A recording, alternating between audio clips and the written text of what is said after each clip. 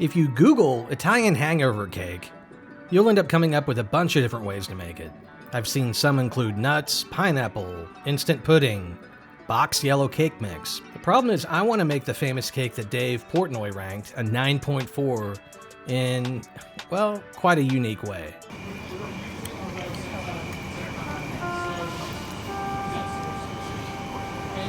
That's a 9.4. This just knocked my tick off. Okay, well, I've never heard that type of compliment, but it must be good. So after looking at some photos and videos of others' copycat recipes, I don't know, I just feel confident that no one's gotten it 100% right. So here's my attempt at cracking the code of this viral dessert sensation. This is Kitchen Serious. Making this cake is very similar to your standard bundt cake, only with a few boozy additions. So straight from the horse's mouth, here you go. My wife makes it. It's got Grand Marnier, You're a lot. Normally it's during the daytime. amaretto, and vodka. But that's as far as it goes when it comes to the details of the recipe.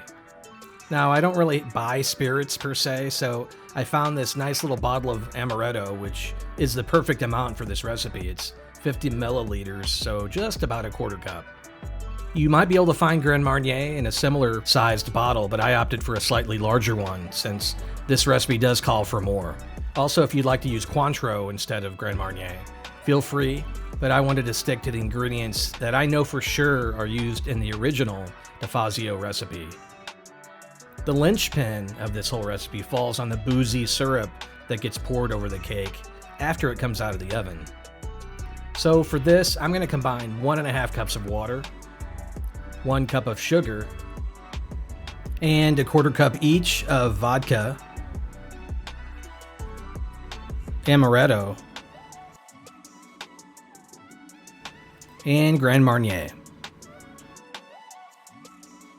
Bring this up to a boil and then bring the heat down to simmer for a few minutes to ensure the sugar is fully incorporated. When you pour this on a hot cake, you want to make sure this is fully cooled down, so this will go into the fridge until the cake's out of the oven. Speaking of the oven, we're going to preheat that to 350 while we tackle the batter. Not only does the signature orange flavor come from the Grand Marnier, I'm also going to use the zest of an orange and all of its juice. The dry ingredients will be 3 cups of cake flour. Now, cake flour has less protein than AP flour, so it yields a more tender crumb, but the world's not going to end if you use AP flour here. To that, I'm adding 1 tablespoon of baking powder, along with 2 teaspoons of baking soda. So here I've got 3/4 cup of milk with the orange juice from before, as well as 3 tablespoons of Grand Marnier.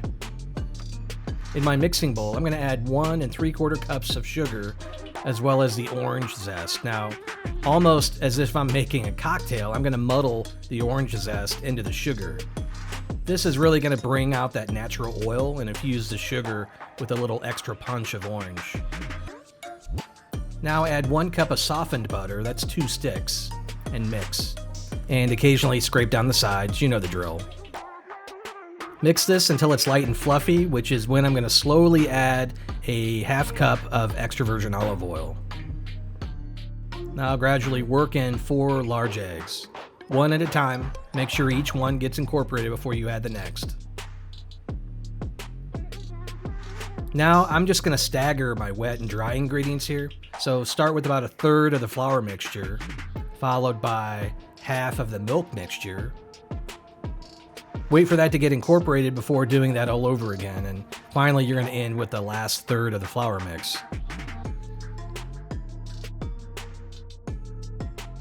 Always finish by hand. Stand mixers, you know they're great, but mixing with a spatula is the ultimate way to make sure everything is well mixed. Now we throw it into a well-greased bundt pan, and into the oven it goes for 50 to 55 minutes. The use of a dirty pizza stone is optional. Start checking this around 45 minutes in and give it the old knife test. When that comes out clean, you're good to go. Once it's out of the oven, poke a bunch of holes on the top so that it gives a little extra area that the syrup can settle into. You should now have about 2 cups of syrup, and I'll tell you right now, it's going to seem like way too much, but you need to trust me here. It is not. Just give it a nice even pour around the cake until you've added it all.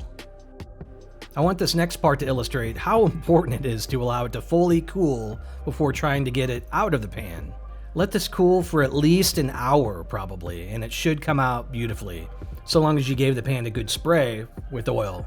If you don't let it cool and you're an impatient jackass, such as myself, you'll end up with something looking like this. Full transparency, I was gonna bake another one, but I decided to use this, as my dad would say, as a good teaching moment. By the way, if yours happens to look something like this, just make a simple icing with powdered sugar, milk, and a little orange extract, or you could use vanilla extract. No one's gonna be the wiser. It's a delicious way to hide mistakes. Alright, well, appearance aside, I couldn't wait to dig into this, and I have to admit, it was pretty damn good, you guys. Someday I'll make a trip to Troy, New York at DeFazio's and get a slice of the real deal, and hope it's as good as this one. Thanks so much for checking out Kitchen Serious, everybody. I will see you next time.